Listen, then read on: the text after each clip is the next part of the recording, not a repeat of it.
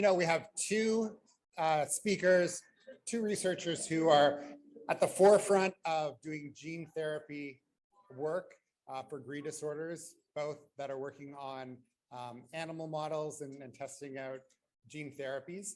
And the first to introduce is Dr. Emi Rэмsi. And I'm excited to introduce Dr. Rэмsi. She is based in Toronto like me, although we never see each other there.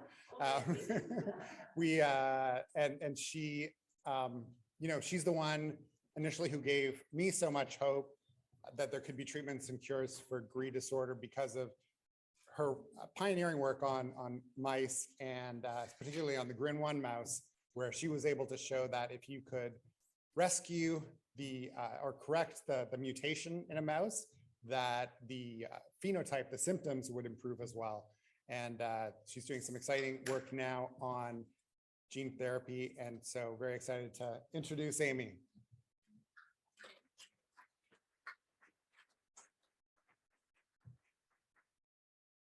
Thank you so much, Keith. I am thrilled to be part of this community, and it's wonderful to see you all in person. Keith has really been the one to encourage me to take on trying to do gene therapy. I have to say it's intimidating, so I will try and do my best. I am going to try, and we are going to try and do our best. And really, I have to acknowledge my students and my team, and I've got here with us today, we have Phoebe, Jan, and Sylvia Okafor and Megan Sullivan in the back that have been working on this, and they've really done so much of this work. So this is more about their achievements. I am a shareholder in Variant, and I wanted to let you know that we've received a lot of technical advice and the AAV reagents from Homology Medicines as disclosures for you. So I'm going to be giving you our progress report. We have been working to validate some mouse models of patient variants. We have two that we're working on right now, where we have some really, I think, a pretty comprehensive understanding of their phenotypes for the Q536R, which is a loss of function, and the GRIN1 Y647S, which looks like a gain of function. So please see Megan Sullivan's poster. She has a great description of the Y647S model. We have started doing base editing in collaboration with Basil Hubbard at U of T. So I'll just give you our quick update on that. Most of what we've been doing is to use a gene replacement strategy, and that's been done in collaboration with Homology Medicines. And at the same time, we're working to try and develop biomarkers. And Sylvia Okafor has been doing a lot to study the hematological system of these mice. And it turns out that there are some subtle but interesting changes in the blood cells. So please go see her poster, and she can explain it much better than you. But that is one of the reasons that we are excited about the blood collection efforts that are going on here at this meeting, because we're excited to see whether the things that are seen in our mice might also be seen in the patients. And if so, that gives us some reason to think that maybe we're on the right track for looking for biomarkers. And that's really important if we want to have a good clinical trial for any treatment. Okay, so I wanted to start off with a very quick introduction to what base editing is and what we're trying to do. So the idea with base editing is that, you have this enzyme called CRISPR, and CRISPR normally is a cutting enzyme. But in this case, you can take away the cutting functions of this enzyme and really just use this as a way to deliver the gene editing enzyme that you want to bring. So this is what targets it to the exact part of the genome that you want to go. And this is RNA sequence that is complementary to DNA sequence in the cell. And so when you introduce this protein RNA complex into the cell, it kind of scans through the genome, and then when it finds the part that it matches up with perfectly, it pauses there. And now you've brought this enzyme in close proximity to the base that you want to change. Now, DNA is made up of a backbone here, and then it's made up of these bases. And this is really the spelling that matters, and that when it's misspelled can lead to, the pathologies that we see in GRI.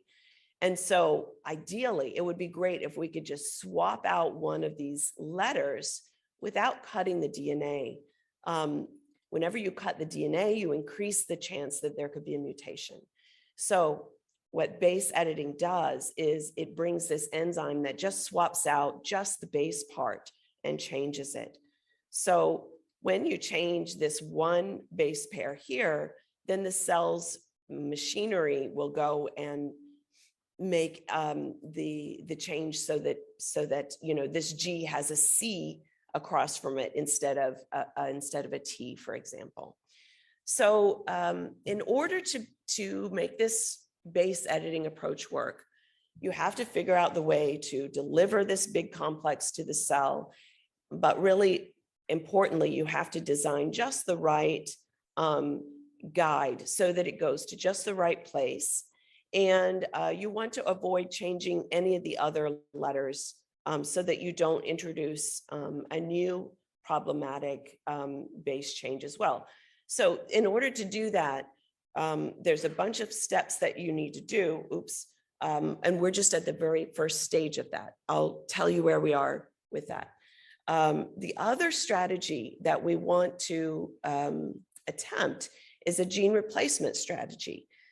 Gene replacement is the idea that you would deliver a functional copy of a gene. And it's really good when a patient has a gene that's not working at all.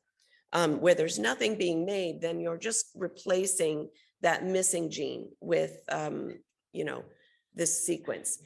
And that's not the case for GRI patients. Often they have missense or nonsense mutations, but they still have one copy that's working. So it's not so much that anything is missing because they have this working copy, but they have one bad copy.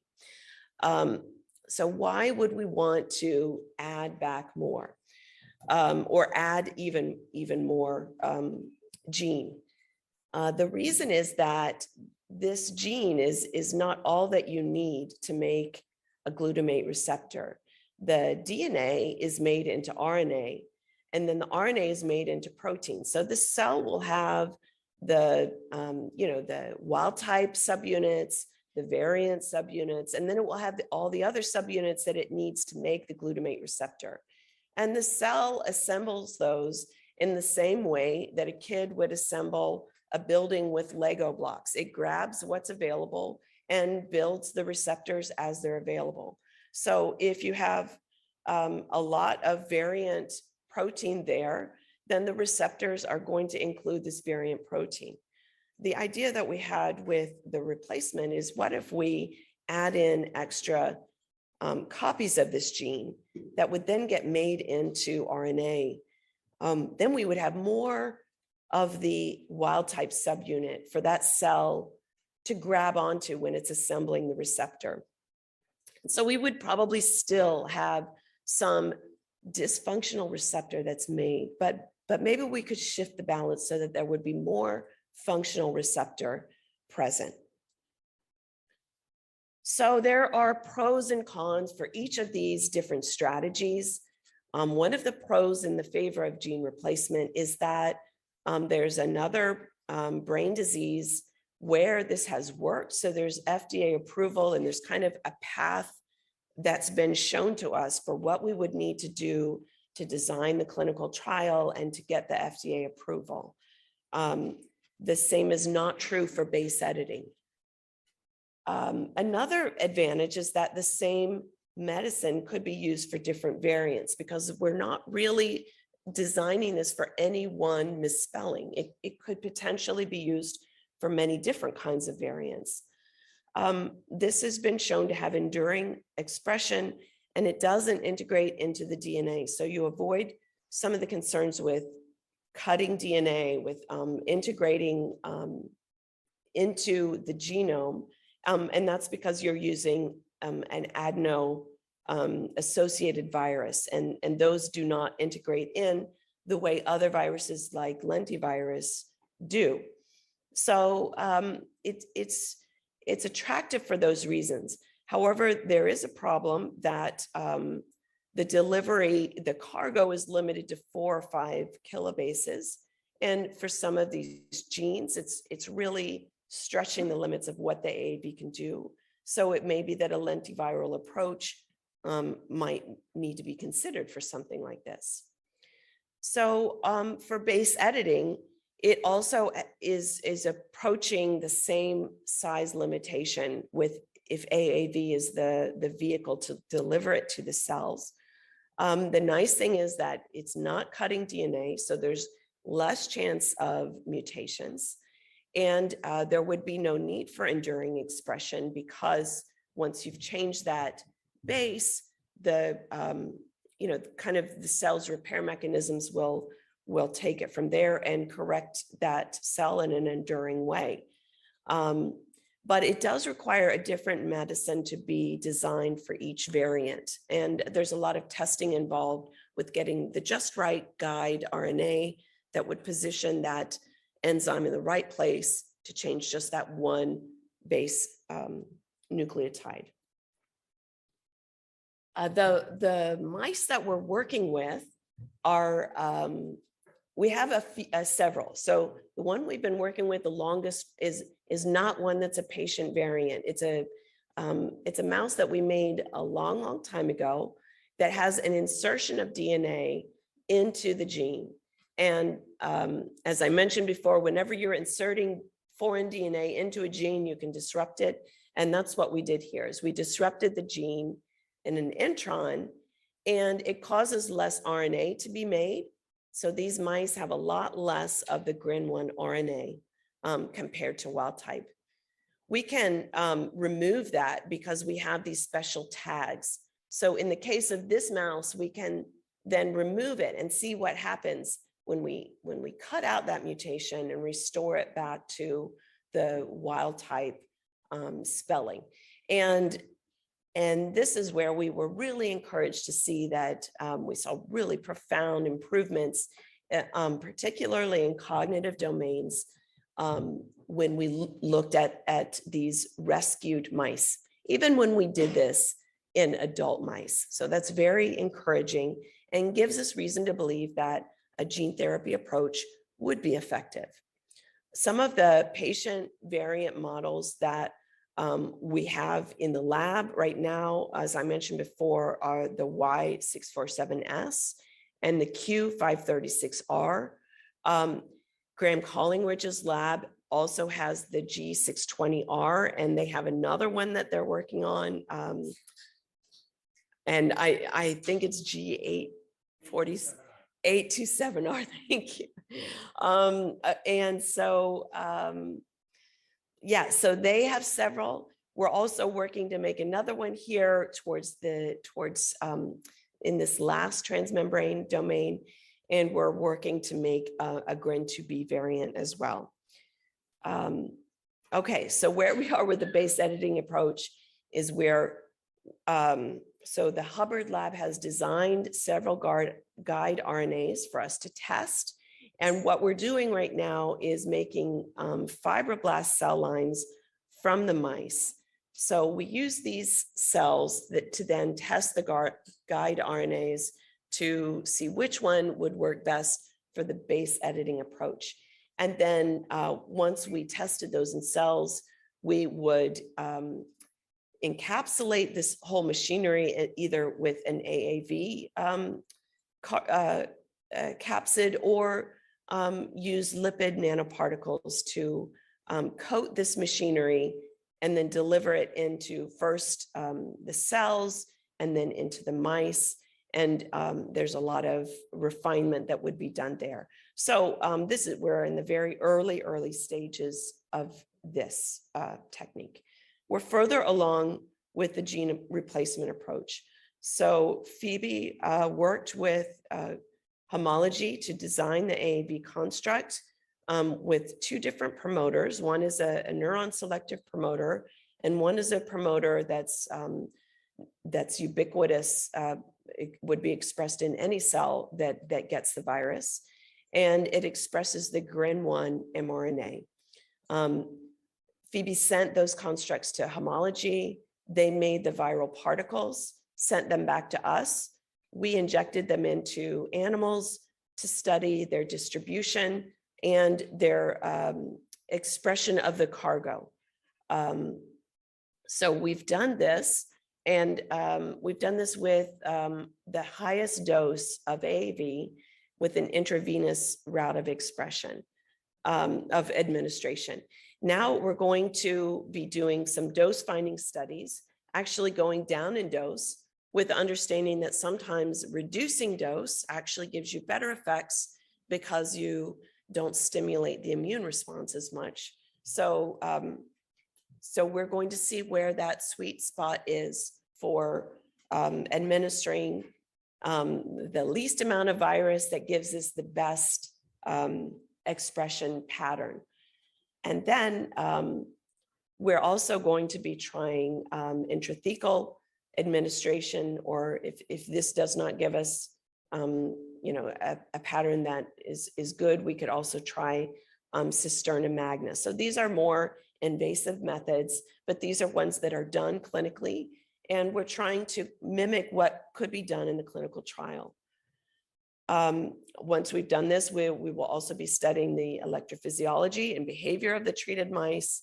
There's a lot of iterations of refining the construct, refining the capsid, the route of administration. At the same time, we're going to be trying this with gain of function models and potentially with the GRIN2B model, with supplying a GRIN2B gene to the GRIN2B model. Okay, so I'll spend the rest of my talk really focusing on the gene replacement work. So one of the things that we really, this is very recent, but what we did was to inject this virus into the hippocampus directly. So instead of the intravenous expression, this is going right into the hippocampus. And I think what I wanted to show you here, this is looking at just the cargo protein, taking advantage of the fact that we tagged the GRIN1 cDNA. We added a little sequence that an antibody could recognize. So this helps us to distinguish what the mouse makes as the protein with what we've delivered with the virus. So this is just what we've delivered with the virus.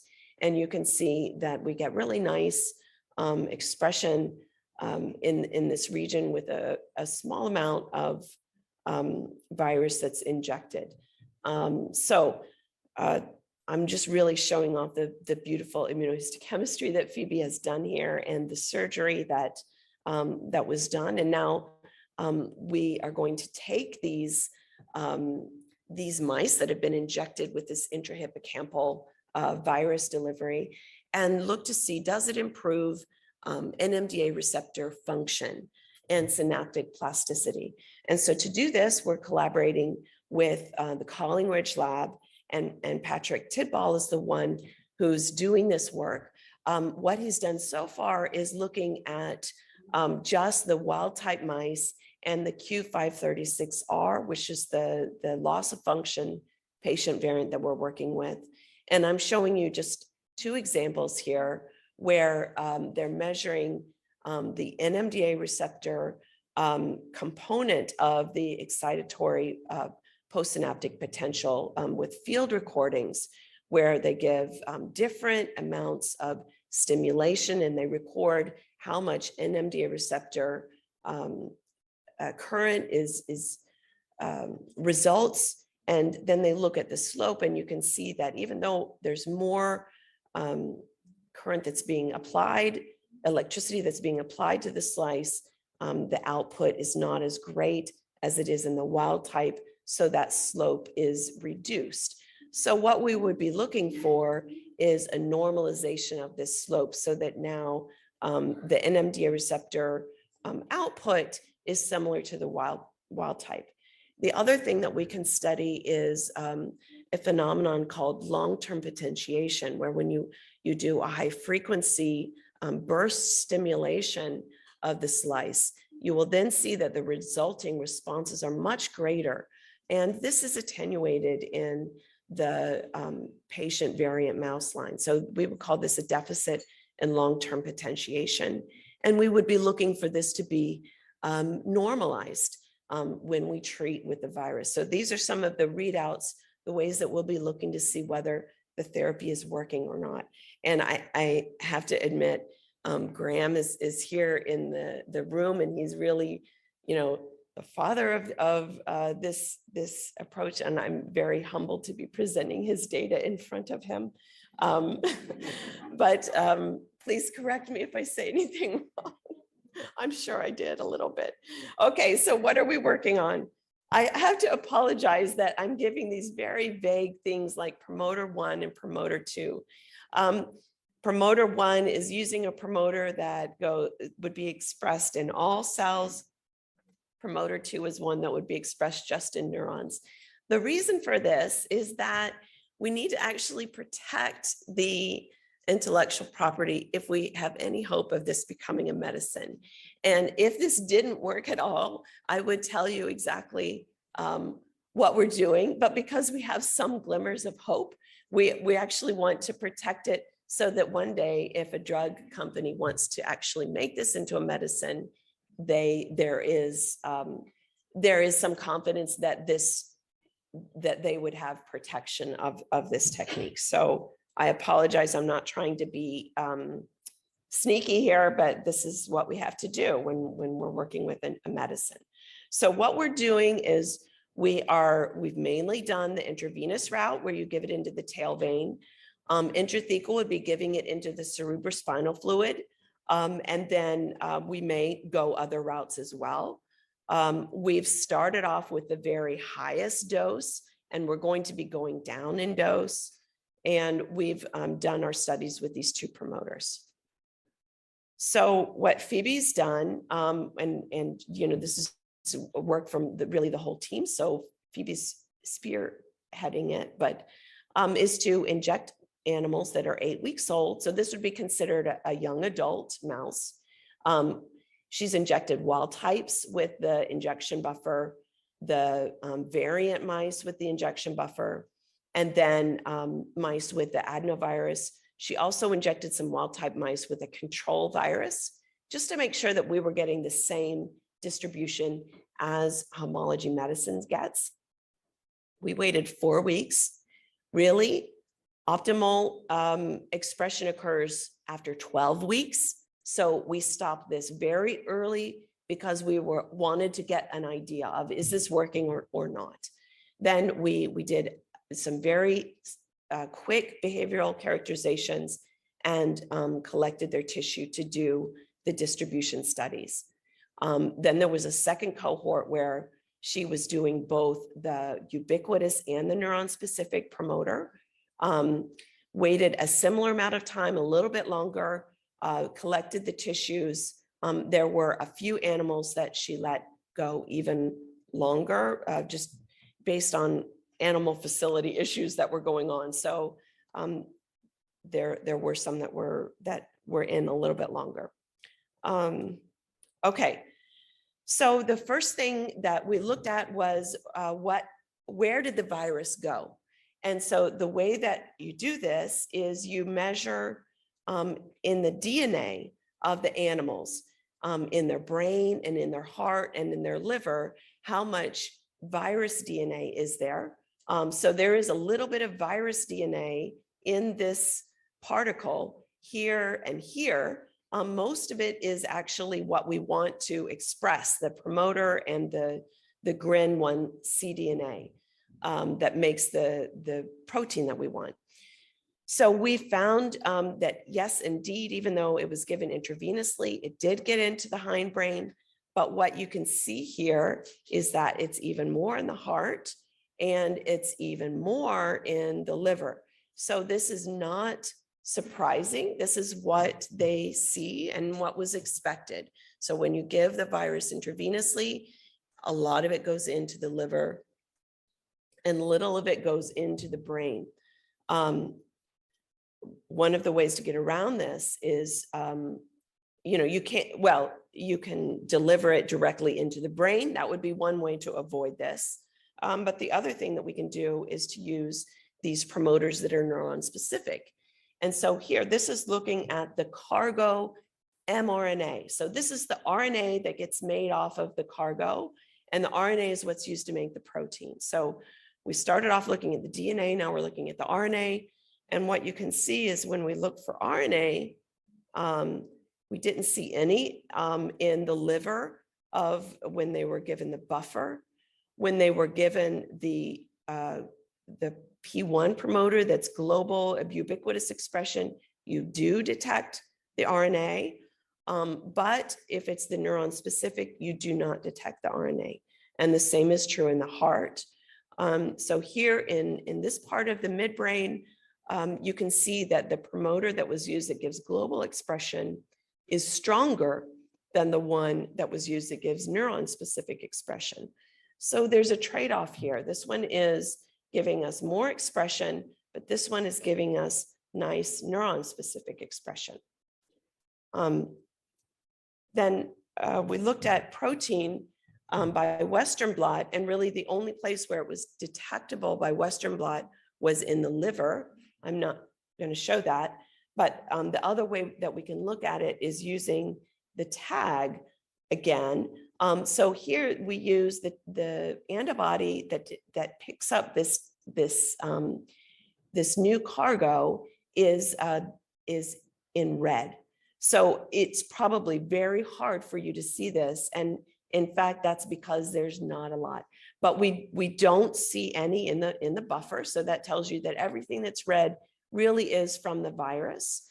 And where we saw a lot of it was actually in the cerebellum and hindbrain and in this kind of basal forebrain area. So we looked in several different regions here. You can see in the cerebellum here, there's some nice Purkinje cell labeling, but really it was just very kind of scattered expression. And it was seen in both astrocytes and in neurons when we used the global promoter. I don't have that image there, but there was another image where it was pretty clear we were seeing both astrocytes and neurons. And this is another one that Phoebe did, showing kind of just the expression that we pick up in other brain regions, in the basal ganglia and olfactory tubercle, in the pons. So it's scattered throughout at low levels, and this is with 4 or 5 weeks of expression. So we would anticipate that this would be improved if we were to wait 12 weeks, which is what we'll do from now on. So before we collected these images, we did do some very crude behavioral assessments to see, is there any effect? And one of the things that we wanted to look at was body weight, which would be an indication of if the animals are feeling sick. If they're sick from getting the virus, then they probably wouldn't put on weight. But what we saw was that weight gain was similar so this is just looking at the weight from where they started and where they ended, the amount of weight that they gained. The wild types gained about 2 grams. The mutants gain a little less, but the virus treatment didn't really affect that. Actually, the GFP treated wild types did gain a little bit less weight than the wild types, but they also started smaller. So these were probably, these were all females. Okay.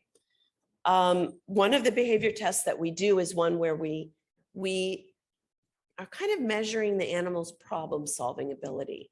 So we put them in this big open arena. The mouse wants to go hide. This is a natural behavior for them to get out in the open. If you were to place a mouse here, it would go run, and try and escape detection. So first we give the animal a door and an underpass to get to this dark safety box. And then we give them some challenges where we close the door and then we fill the underpath with bedding, and we see how long does it take them to get there. So the longer it takes, the poorer their problem solving is. So we would look at anything that brings this down as being an improvement. Here you see the wild types performance as they go through the door, through the underpath, then when they get the bedding, and then when they have like a little cloth that is blocking this that they have to pull out. So that is the hardest for them to do, but they do solve that problem. The mutants that are treated just with buffer are in gray. These actually did pretty well with this, and they only did worse with some of these later tests. We did see some improvement with the neuron-specific virus, but it's really modest. However, I would say that it looks closer to wild type than it does to the mutant. So this is encouraging that the virus, even though we only gave it 4 weeks and we didn't see a lot, there was some improvement. The other test that we did was to hang them just from their wire cage and measure how long it takes before they let go and fall. And sorry, take a little drink. Here are wild type mice. We test them 3 times in a row, and they drop after about 40 seconds. The mutant mice drop sooner. And what you see is that, well, we didn't really get any benefit at all when we use the global promoter, but when we use the neuron-specific promoter, we saw an improvement with the second and third trial. So overall, it looked like maybe there was a little bit of improvement with this muscle strength test. Again, these are very low numbers of animals. We really can't conclude very much. It's preliminary tests. So what I can tell you as our kind of progress report is that we've done the biodistribution studies for both of these, and they're what would be expected. The viral genomes are highest in the liver and heart. They're highest in the liver. They're also found in the heart and in the brain. So even intravenously, it is getting into the brain. Even though it's high in the liver and heart, it's not being expressed when you use the neuron-specific promoter. The brain distribution is diffuse. It's highest in the cerebellum and basal forebrain. Our early tests are inconclusive, but we're not seeing any negative health effects in those animals. So they're still gaining weight. We don't have any red flags at this point. Okay, so what we'll do in the coming year is to complete the dose finding study to determine whether a lower dose is better. And we've been told by homology to expect that we could actually see more benefit with less virus, to test the intrathecal administration. And now we're going to wait and give it the full 12 weeks before we do any behavioral tests. Then there will surely be some refinement to optimize the expression pattern of the construct and of the capsids. We're also going to start testing in the gain of function mouse line. And we have a founder for the GRIN 2B model. We'll be breeding it to see if we actually have, this founder has some other mutations on it because it was made by CRISPR. CRISPR is really good at making deletions. So we need to see if this founder that has the base pair change that we want has just that on one allele, and we can clean it up and get the animal. And then we would like to design an AAV to treat that. So I want to stop by thanking the lab members, especially I want to highlight Phoebe, Megan, Sylvia, and Peter did the surgeries. Patrick in Graham's lab did the amazing EPHIS work. And I'm really excited for all of my collaborations, but even more importantly, the funding and encouragement from these groups has been instrumental. So thank you all so much. I'm happy to take your questions.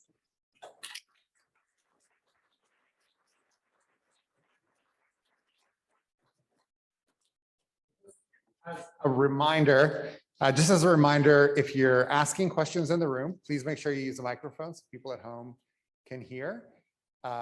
If you are using the app, or anyone on the line in the room can also do this, you can ask questions through the app on the conversation tab on the left side, or if you're at home using watching on the web, you can do that too.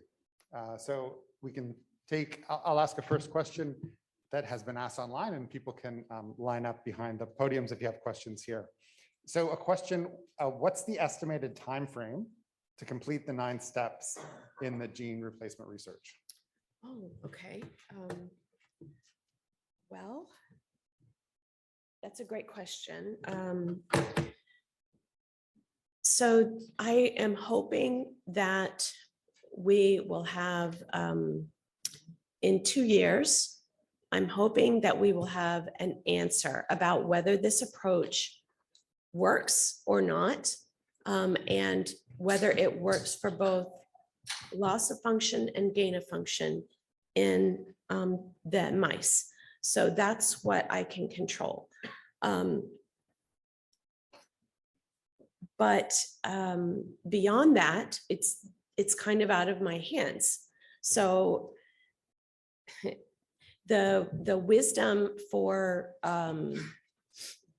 drug development has been that you know, things take like 10 years between when things come out of the lab to when they actually get into the clinic. However, I think COVID really showed us how quickly things can happen if you want them to. And I think that things also can happen faster for rare diseases, because the same clinical trials can't be conducted when you have smaller patient groups.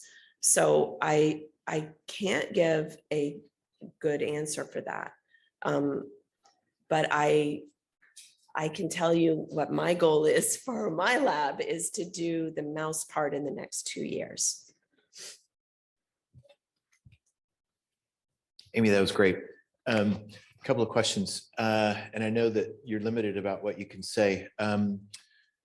What do you think is the percent of neurons that are transduced in the brain when you give it intravenously this way? Do you feel like that at the moment you're getting pretty broad transduction, a good percentage of neurons, and are you able to say, you know, hippocampus versus cerebellum versus brainstem versus cortex? You know, is it? It is uneven. Yeah. Which is surprising to me. I don't understand why, when it's intravenous, it seems like it doesn't seem that should matter. But I don't really know the cerebrovascular system enough to know, well, maybe that's where these major arteries kind of first spill out. It's probably something weird due to the virus. Okay. But so I would say that it is sparse, but it could be that we're using too much virus. It could also be that if we had waited the full 12 weeks, we would see more, because the method that we used to look at vector genomes was a homogenate. Right. So we didn't do like an in situ for the virus that would tell us where the virus is.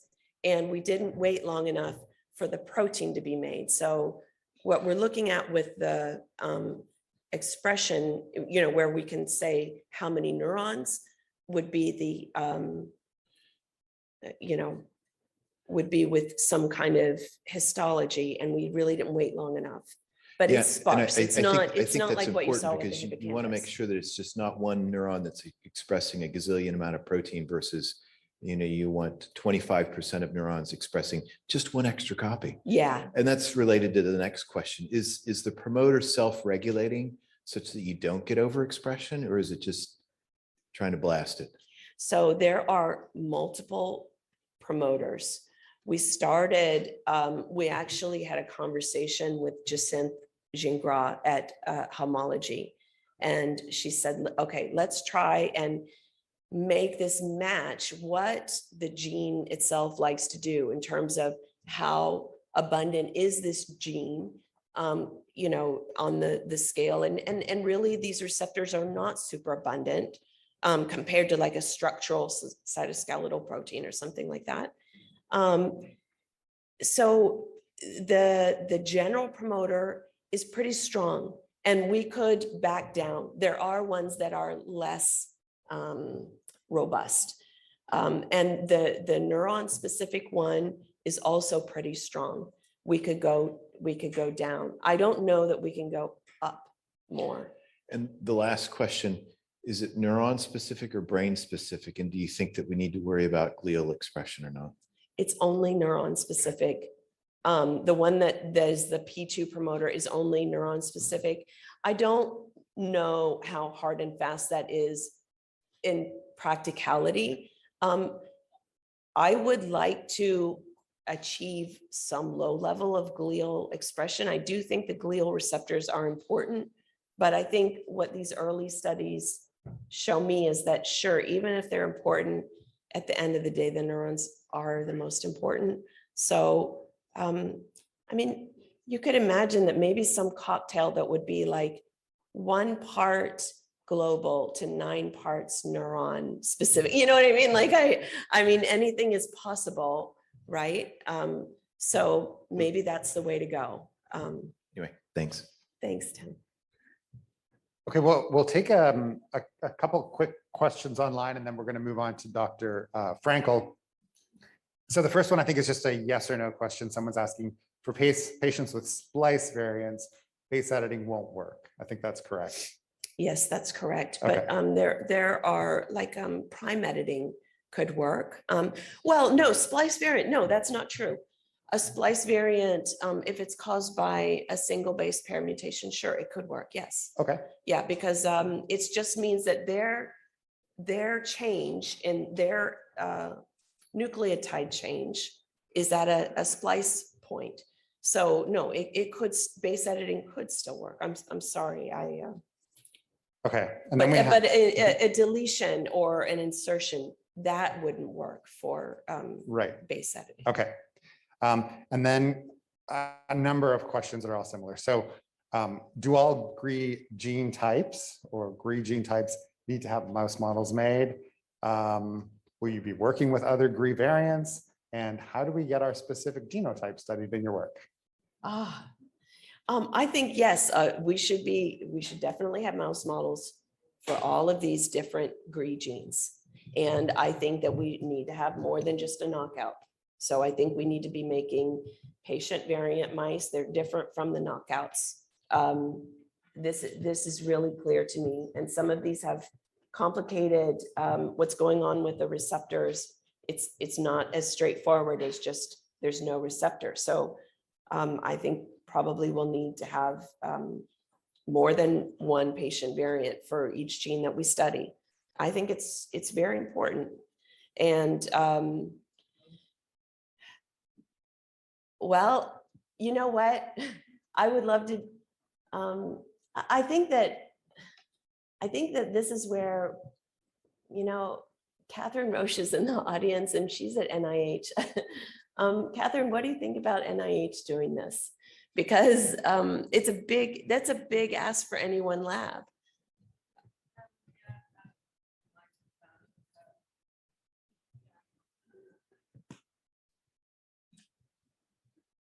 I mean, I think there's probably too many variants to pitch that idea because each animal model, as you know, is a huge amount of work. And however, if there's multiple patients with the same variant, then that gives it a little, I don't know that the rare disease program at NIH would take it on, but you could certainly maybe convince some of the researchers to be to go in, especially since this foundation's done such a great job with coming up with funding and advocating and increasing the awareness.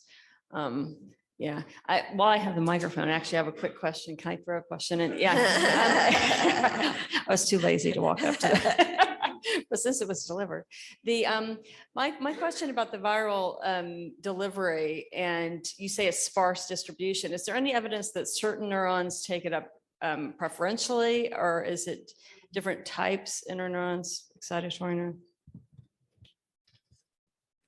Phoebe, yeah, I'm gonna look to Phoebe because she stared at these images so much more than me. Phoebe's shaking her head no. Do you want to comment on that? Yeah, I don't think we have evidence showing like certain types that's preferentially taking them up than the others, but that's something we can do like with cell type markers to look into more in the future. I know there's more questions, but we have to move on, but Absolutely. thank you so much, Okay, thank Dr. you. Rэмsi. And so Dr. Rэмsi's been doing work with GRIN 1 and we'll be trying on GRIN 2B. Dr. Frenkel is looking at the other two GRIN genes with 2A and 2D. He's a researcher at Columbia University, has been working with some patient knockout mice for quite a while, and look forward to hearing your presentation. Thank you.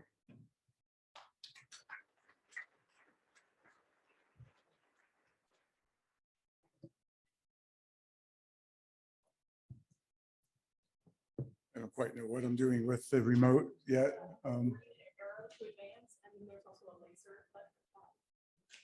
Okay. All right. Well, thank you very much, Keith and GRIN for asking me to talk about our work. And I'm really honored and humbled to be speaking in front of everybody here, the families in particular, and also following Amy, extremely professional and clear talk, and she follows instructions. I don't, so my slides are my own slide background. I just completely ignored the instructions from Keith, and I apologize for that. So I do want to talk about our work, foray into gene therapy in mouse models of developmental and epileptic encephalopathy, of which some of these GRIN disorders are classified. So DEE is a subtype of genetic epilepsy that Anne Perduri in particular knows very well. And she talked about these sorts of genes in her opening talk earlier. They're pretty much largely severe, rare, ultra-rare variants that usually, but not always, include seizures, usually other developmental components, including delay, ID, ASD. And generally speaking, while there's gain of function, loss of function, and dominant negative, the gain of function and dominant negative mutations tend to be associated with the more severe cases. That's a truism of several truisms that I'll mention as we go further. Many of these are refractory to treatments, as many of you unfortunately know. And also covered some of this, thank you. So there are many mechanisms associated with the genes that are involved in diseases like this. There's some 80, 85, maybe more genes now.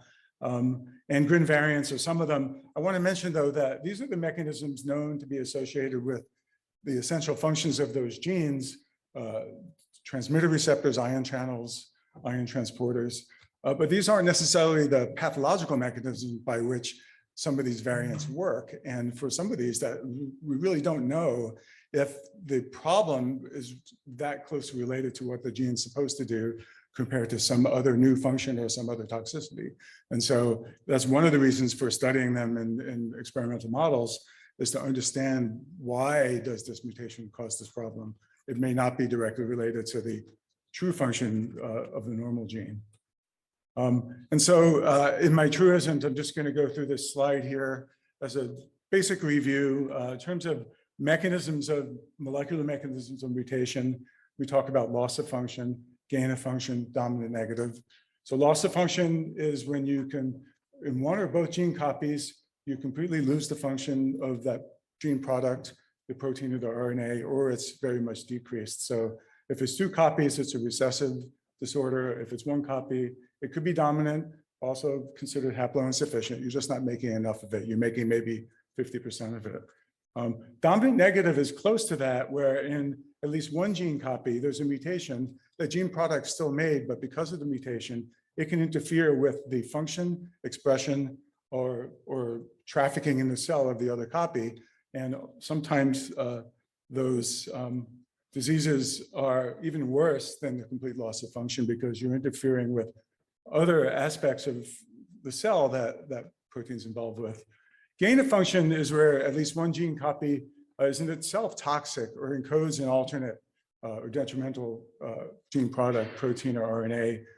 Those are also dominant. And often the disease is pretty different from the loss of function. Again, often more severe, but it's the disease type can shift.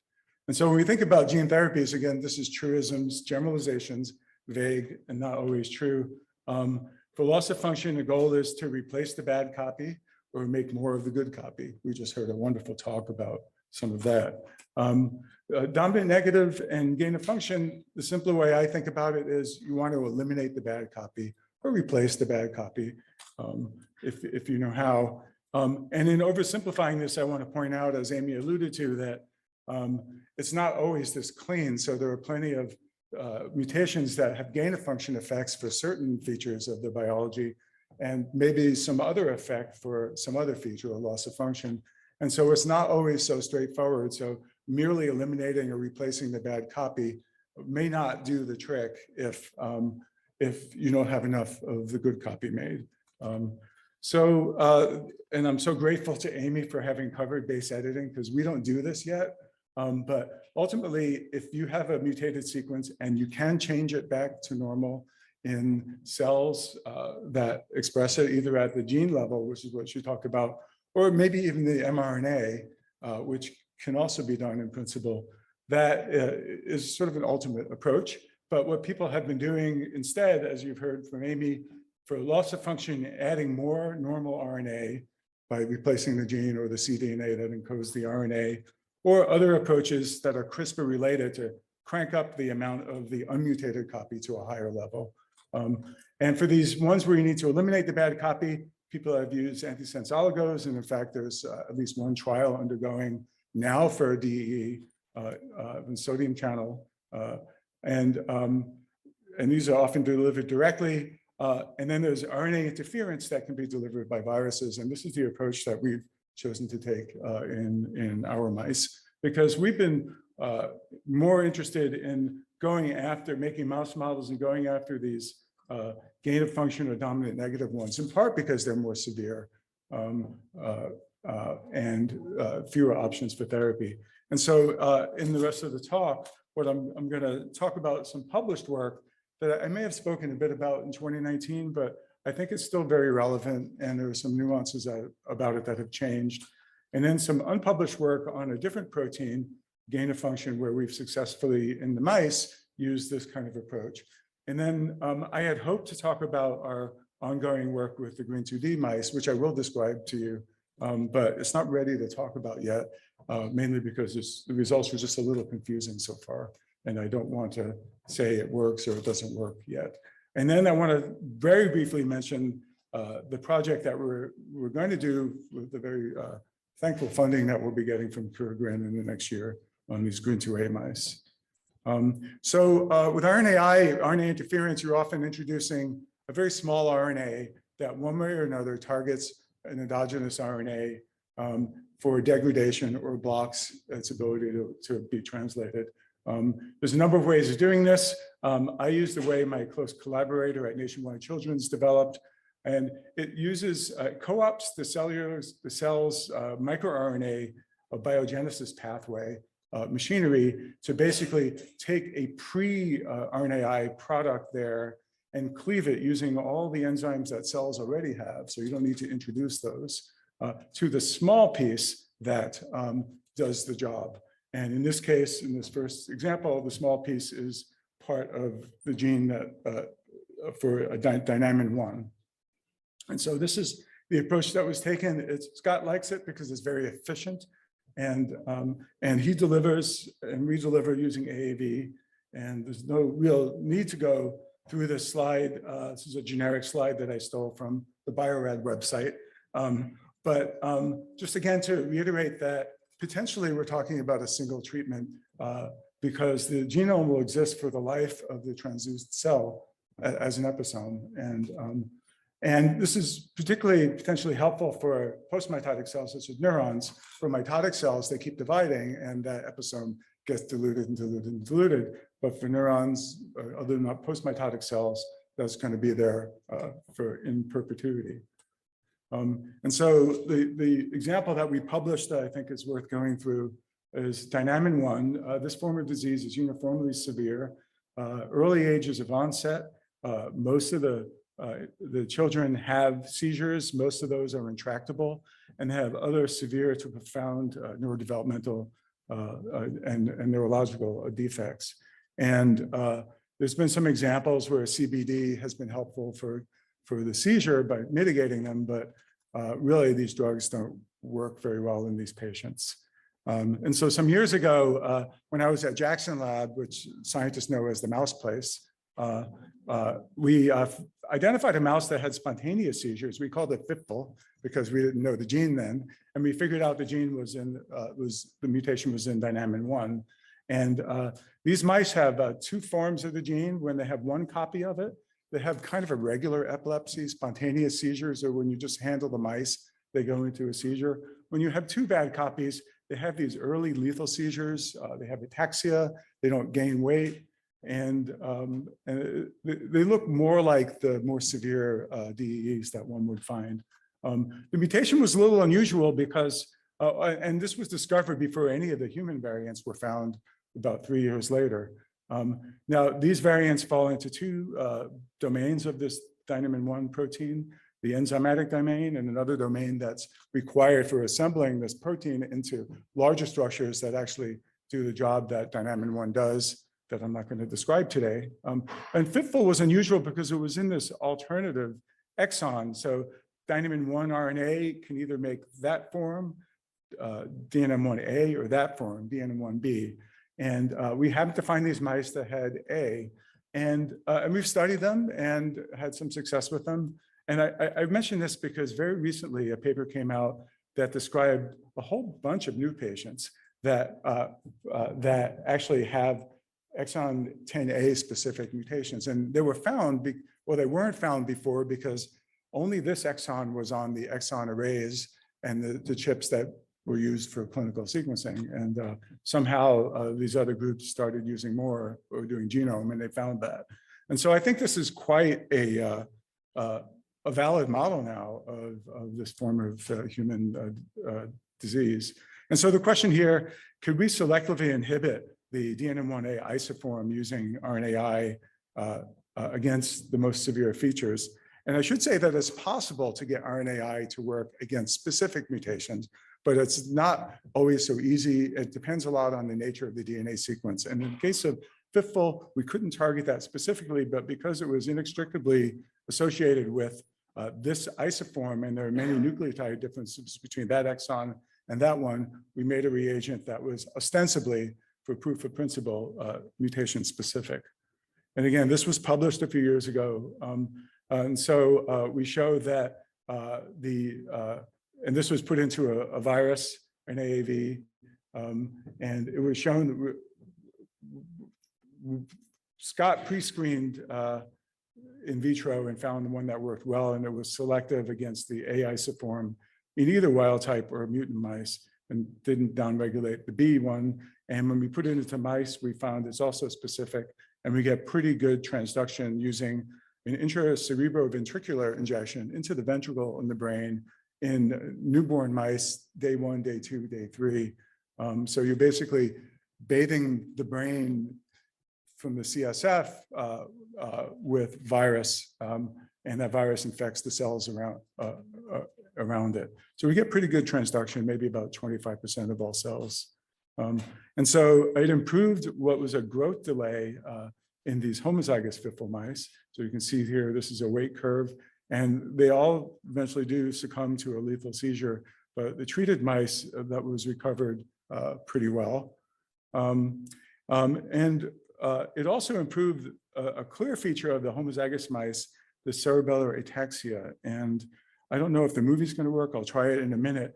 But basically, the treated mice walk around just quite well when this mouse is struggling, and it's not letting me do the movie. So I was told I can get some help with that, but that's okay. Can I go backwards? There we go. So this is the treated one, and that's the control. Oh, there we go. So those are what those mice look like. They can hardly walk. They're 2 weeks of age. So they've just learned to walk a few days ago. And this is the treated one. It's doing quite well. This one was treated with a control virus. So that's pretty striking. Importantly, 75% of the mice don't succumb to these lethal seizures by about 3 weeks of age. A couple of them still do succumb by 30 days, which was the study endpoint. And they do have seizures, but they're not as severe. They're usually not so lethal. And so this was a key point to this study. And we also showed that while some of the control-treated mice had cell death in some parts of the brain, such as in the hippocampus here, the treated mice, RNAi mice, that disappeared. And we also saw some other features that were rescued by these mice. So we were very encouraged by this project, and we wanted to move on to other approaches that were use different models in similar ways. And so we're switching over to a potassium channel gene now called KCNQ3, which is associated with a variety of neurodevelopmental epilepsies in children. Some of them, when their loss of function, are quite mild. The kids usually get over these seizures. They're neonatal. And the gain of function are more severe, including several different mutations in the same residue, R230. And my clinician scientist colleague at Columbia, Tristan Sands, is interested in this gene. He has a couple of patients that have this. And so we decided to make a mouse model to see what of the symptoms could be recapitulated and could we treat them in the same approach. And so, unlike the fitful mice, the heterozygotes for this, and actually the homozygotes as well, they look normal to appearance. They grow normally. They don't die of a lethal seizure. It makes the normal amount of protein as you would expect for a gain of function mutation. RNA and protein, more of the protein goes to the membrane fraction, which is apparently a function of the altered physiology of these channels and these neurons. But that's just to be expected. But what we do see is a significant seizure phenotype. And when mice get seizures, they often manifest in the form of an absence seizure, an absence type epilepsy, which are sort of defined by these spike and wave discharges, these periodic discharges in the EEG, during which the mice and the people that have this are just blank staring. They're having a seizure, but it's not a motor seizure.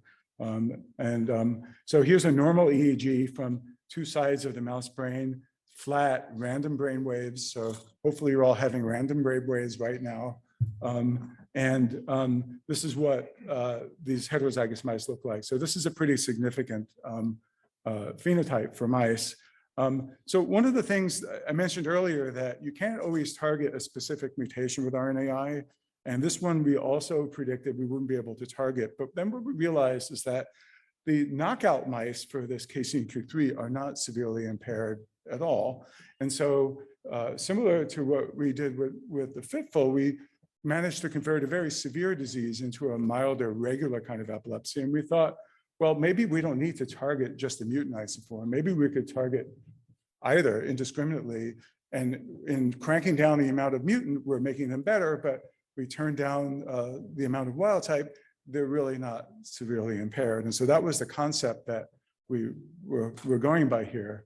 And so it doesn't mean that not having any KCNQ3 is good. but you don't have a severe kind of neurological disease. And also, I would say that we're doing these knockdowns postnatally, and knockout mice are born, they're conceived homozygous knockout. And so what we do is not equivalent to a germline knockout. And besides, we're not hitting all the cells anyway. We're maybe getting 30% of them. So we had some hope that this might be helpful. And so again, we use the same procedure, intraventricular injection into these very young mouse pups. And we showed that the protein was downregulated, both in the mutant and in the wild type compared to the control, and the RNA as well. So it's performing as we expected. And this is a whole brain extract. So, but I believe that a lot of this protein is expressed in the cortex, which is what's going to get most of the virus. And so a little bit of a complicated slide, I apologize, but the single neonatal delivery really diminished, almost eliminated the spike wave discharge phenotype that I showed you. So on the top is the number per hour treated with a control virus at a young adult age. And this is how long they last when we do see these spike wave discharges. And so the treated mice, 7 to 9 weeks, only 3 of them had spike wave discharges compared to all of them. And the incidence was much lower. And when they had them, they lasted for a much shorter amount of time. So we can't claim this is cured of this, but it's greatly diminished. And it's also persistent. So we saved some mice to look at 15 weeks of age, much later, and it's also still low then. And so this was also very encouraging. And so we decided to turn these this approach to the GRINs. And previously, collaborating with Steve Trinellis and Perduri, other collaborators at Emory at Columbia, we had made a GRIN2A gain-of-function knock-in mouse. And more recently, we had made a GRIN2D gain-of-function mouse based ostensibly on a child whose parents are here today. And I should say that Moran Rubenstein is going to be giving a talk tomorrow in one of the breakout sessions in more detail about those mice. And so in each, the knockout is more mild than the gain-of-function mutation. The GRIN2A mice, knockout mice, are known to have some mild kind of seizure disorder. The GRIN2D mice, not as bad. And so we thought the approach would work. And like I said, I don't have any new results to show you yet on that, and we haven't started on the GRIN2A yet.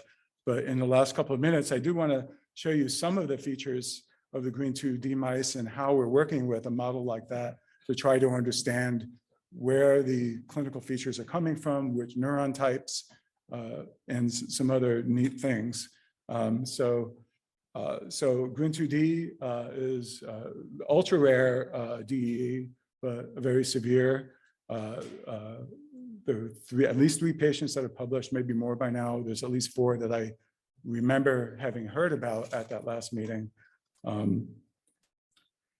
So we made a couple of mouse models. We started by just using CRISPR to make the mutation equivalent to the human. The numbering system is different in mouse, but 667 versus 664, but it doesn't matter. So this is a straightforward mutation in the mouse germline.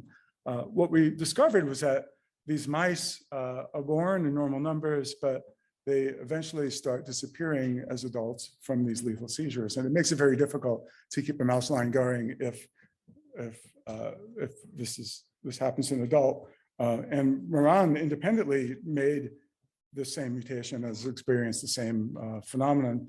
So we made a conditional mutation whereby the mice are born normal, but the mutant exon can be activated somatically using GRI recombinase by some of those kinds of bells and whistles and tricks that Amy had alluded to in her talk for one of her mutants.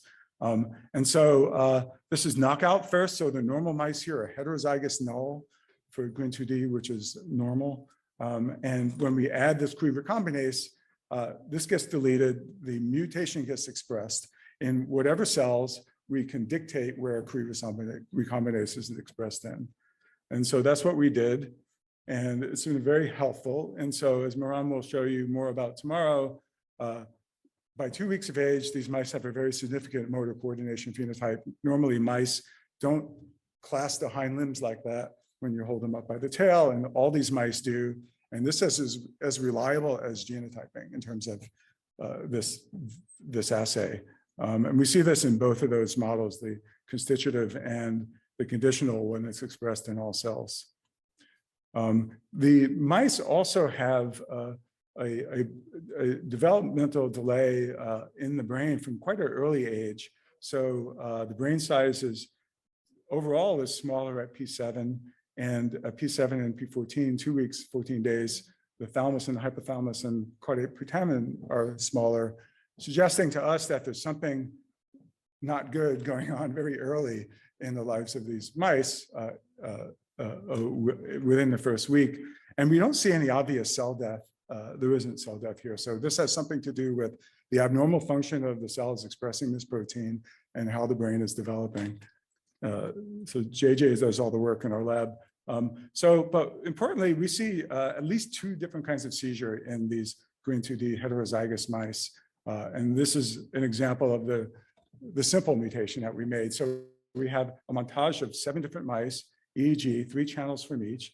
These 3 are wild type, and there's your normal EEG pattern. These 4 are heterozygous. In 3 of them, we see these rampant spike and wave-like activity, but way more complete and long than what we see in the KCNQ3 mice. In fact, we've worked with these kinds of models for years and years. We've never seen anything like this. These are non-lethal, blank staring kinds of seizures, but they happen for sometimes minutes at a time. And then occasionally we can capture in the EEG this lethal generalized tonic-clonic seizure. And so it's quite striking seizure activity, a lot of substrate to test future therapies in. Trying to advance, there we go. And so, so I mentioned that we can turn on the mutation when and where we want, as long as we have a way of controlling that. And so the constitutive model and the conditional model, where the mutation is turned on in all cells that normally express GRIN2D, we see this the survival curve whereby most of the mice are gone by 50 or 60 days. Conditional model, like I said, we turn on the mutation in all cells. We see something similar, but we looked at all inhibitory neurons, all GABAergic interneurons using the GAD2 CRI.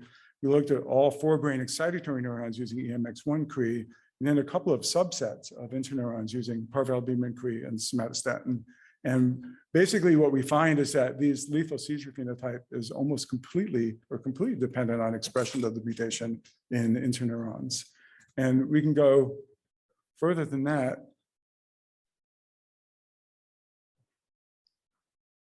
Did I actually kill the battery here? Can you advance that for me? And so we see the same thing in the EEG. So when this is a heterozygous non-CRI mouse, this is our normal EEG. This is the mutation expressed in all 4 brain excitatory neurons, no abnormal seizure activity. Next slide, please. When we turn it on in all cells that normally express it, we can see these long, rampant spike and wave complexes. And we actually see a couple of different kinds in mice that have it expressed in all the cells. Some are very sharp and clean like that, and some are kind of ragged looking combinations of patterns. Next slide, please. And we turn it on in parvalbumin neurons, we really only see the simpler form, not the more complex form, implying that the parvalbumin interneurons, which are 40% of all interneurons, are responsible for some of this, but this is a complex kind of seizure that happens in mice that express in all cells. Next slide. And SST, we see these very simple, small spike wave discharges, not even in all the mice. So next slide, please. So the GRIN2D mice see all kinds of significant features to choose from. We think it should be suitable for this mutation on specific RNAi, but I don't have results to talk with you about yet, and also see Moran's talk tomorrow. Next slide, please. So really briefly, this is my last data slide, and Anne actually showed this figure earlier. Thank you for doing that. So we had these GRIN2A gain of function mice that have a number of abnormal phenotypes. They have different kinds of seizures. They have a brain, a hippocampal size difference. They have some behavioral differences. And importantly, in the homozygous mice, they have these lethal seizures where they'll all succumb by 3 weeks of age, like the DNM1.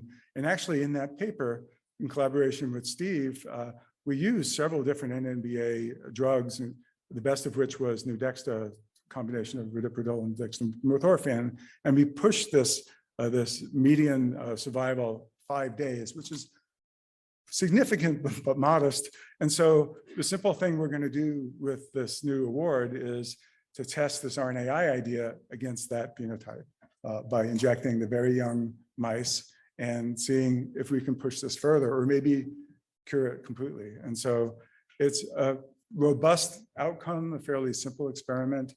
It shouldn't take us more than 6 to 9 months to finish this part of it. Next slide, please. And so I just want to end by just giving a little perspective here. When we talk about working with these mouse models of human neurodevelopmental diseases, there are a number of challenges. Mice parallel human. Mouse is a good model as a mammal in a lab for human, but they're not people. And there are big differences. One is the overall lifespan, 2 years for mice, 60, 70 for people. But also childhood in the mouse only lasts for 2 to 3 weeks. Childhood in people lasts for 18 years. And so when you have these really severe phenotypes, like these gain of function ones, the GRIN2A, the GRIN2D, DNM1, I was surprised that I talked about, we don't have a lot of time to get the therapy in there, get it working, to see if it's making a difference. And so that's one of the challenges that we have. Another big difference between mouse and human is that the mouse brain comes more developed when they're born than the human brain, which means my interpretation of this for some of these models that are more mild than this the genetically identical disorder in people is that the kids are exposed to the genetic lesion for much longer than the mice. The mice are only exposed for a few days or a week or two before they see it. The kids are exposed for weeks and weeks and months. And so there are a number of these challenges that we have both in testing these therapies as well as interpreting what the disease features we see are in the mice. Are they mild? Are they the same? Are they more severe? And so, we always have to really think about what we're really looking at and how to do the experiment that makes the most sense when we're working with these mouse models. Next slide, please. So I just want to conclude by saying that this RNAi delivered via AAV can mitigate or eliminate disease features in gain of function and dominant negative mouse models of DE. The developmental differences make it a challenges, but if you can get something to work a little bit in a mouse where you're racing against the disease literally day to day, half a day, you have much more time after diagnosis in human, in principle, I'm not promising anything, for that vector to begin doing its job. And so I'm actually more optimistic than maybe some that this will be even more efficacious if the therapy works than we can show in a mouse model. Again, no promises, this is just my speculation. And again, this idea that we have the potential of turning a much more severe disease into a milder one, and even that would be very attractive, I imagine, to everyone by using simpler approaches that don't require too much technically out of the reagent. So anyway, last slide. I just want to thank